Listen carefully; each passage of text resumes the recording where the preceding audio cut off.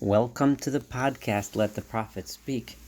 This is Isaiah 58, Yeshayahu chapter Nun Ches. And this is Saul Weinreb, the host for your podcast. In the last chapter, 57, we heard from God telling us that He wants to bring the people back who have strayed, those who have gotten lost in their selfishness, those who have gotten lost in their arrogance. God wants to bring them back. And now in chapter 58, God talks directly to the prophet Yeshayahu and tells him to bring a message to the people. And so this is really a conversation. 58 is a conversation between God and Yeshayahu. And this is another very, very important and extremely famous chapter from Isaiah, which is read in the synagogue on the holiest day of the Jewish calendar of Yom Kippur. And for those, by the time this part of the service comes around on Yom Kippur, many people are kind of dozing off and not paying attention. But for those of you that pay attention to this portion, this really goes to the central meaning of what the day of Yom Kippur is about and what fasting is about and what God really wants from us. So this is one of the most powerful chapters, and for the most part, I'm going to let the words of Yeshayahu, or actually the words that God tells Yeshayahu to tell us in this chapter, let them speak for themselves. The power is just really strong. So we'll start with verse 1. Kira vigaron al tachsoch. God says, cry out this message and do not restrain yourself. Scream this message out to the people. Make this extremely clear to them. Kashofar, like a shofar, like a horn, like a ram's horn. Harem kolecha, raise your voice loud. V'haged la'ami pisham. Tell my nation their sins. Explain to them what's wrong. Ulevet Yaakov chatosam. Tell the people of Jacob, tell the Jewish people, tell them what their sins are. God says, make it extremely clear and loud what the problem is, what the issue is. And I'm about to tell you what that is. V'osi yom yom yidroshon, because first of all, God tells Yeshayahu, I know that they are seeking me. I know they want me. This is especially apt if you imagine people coming to the synagogue on Yom Kippur. They want to know from God, what is it that we should do to gain your favor? Do we fast? Do we cry? Do we beat our chests in sorrow? Do we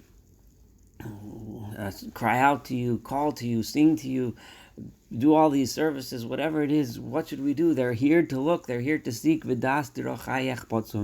want to know my ways. They want to know the secrets of my ways. Kigoy, like a nation, asher tzedakah asa, that it has done righteousness. It is a nation that wants to do righteousness. Umishpat Elohav lo azov. They have not left the laws of their God. They're keeping those laws. They're keeping the rules. So Yish Aluni, they are asking me, Mishpatei Tzedek. They are asking me, what are the just laws of righteousness? Kirvat Elohim yachpotzun. They want to be close to God. They are here. They are sitting here. They want to be close. And what are they asking? Lamatzanu v'lo ra'isa. Why is it that we are fasting here before you, God, but you do not see us? Ininu nafshenu. We have made ourselves suffer. V'lo teda. But you still don't seem to know us. And then God gives the answer. And the next several verses are the answer. Biyom hein biyom tzomchem timtzu chayfetz. Because on your fast day, while you're fasting, where are your hearts? Where is your mind? Timtzu chayfetz. You are thinking about all of your things, your worldly things. V'chol atzveichem tingosu. And all of your monies with which you oppress others. The things that I give you, what do you use them for? The Radak explains over here on this verse, from this language, tingosu is from lo yigos esra'ehu, man shall not use his money to oppress other people. All of the things I give you, you use to oppress. Hein l'rivu matzot tatsumu. Because you are fasting while you are fighting with each other, while you are not helping each other, while you are ignoring each other and making each other suffer, ulhakos be'egrof reshan, striking other people with your fists, lo tatsumu kayom, don't even bother fasting a day like you're fasting today. Lashmiya b'marom kolchem, to make your voices heard. You're crying out in prayers. It's worth nothing the way you guys are acting. Is this the kind of fast that I have chosen, that I'm interested in? Yom anos adam nafsho, a day that people just make themselves suffer. Halachov ka'agmon rosho. Imagine you're like a tree, and it bows over in the wind and it shakes. What does that mean? It's nothing. V'sak v'efer yatzia, and even you can put a sackcloth on it. You can put ashes all over it. Halazet tikratzom. This you're going to call a fast, v'yom ratzon la'Adonai, and a day of favor for God? This is what it is. These actions, these are meaningless actions. They're nothing. Just like a tree blows in the wind. What does that do? Nothing.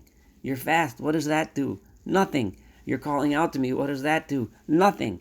If you can't get along with each other and treat each other with respect and use the things that I give you, not the egos, not to oppress others, but to help others. This, God says in verse 6, is the type of fast that I choose, that I want. This is the fast that I want. Not a fast where you make yourself suffer, but pateach hartzubos resha. Unwrap, untie, loosen those bonds of evil that tie you. Hater agudos mota. Untie the cords or the straps that tie you down, v'shalach ritzutzim chavshim, and let those people that are oppressed, those people that are below you, let them free, let them out. Stop oppressing them for your advantage. V'chol motot tinateku, break all of those yokes. Let the people free. Halo paros laroev lachmecha. Give bread to the people that are hungry. Give your bread. When I give you bread, I want you to feed the hungry. Bring the wretched poor into your home. The homeless, the people that have no home, the people that don't have a place to eat or sleep, bring them into your house. If you see someone naked who has nothing to wear, give him clothing to wear. And don't ignore their fellow mankind, the people that are also human like you. Don't ignore them. Don't just walk by. God says in verse 8, then your light will shine like the light of the morning, breaking out and lighting up the darkness. And then your healing, your final healing, which you're asking me for, you're begging me for, then it will start to sprout. And your righteousness, your righteousness shall go before you. Everyone will know that you're righteous, and that will spread kavod Adonai asfecha. And then behind you, gathering you up, will be the honor of God Himself. Oz tikra, then you can call out to me. Then you can come to this synagogue and pray to me, and God will answer. Tishavav v'yomar hineni. Then when you cry to me, I will say, I'm here. What is it? Im tasir mitochacha mota. If you banish the yokes of servitude from within you, shalach etzba v'daber oven. When you get rid of the hand, like the egrov, the fist that you use to oppress people, and the talk, the speech that you use to make other people suffer, get rid of all of that. The speech that you use to cause fighting, the riv, which God spoke about several verses ago, get rid of all of that kind of bad speech between each other. Get rid of the fists you use to beat each other, the arguments you use, the money that's used to oppress others, and use it for good. And then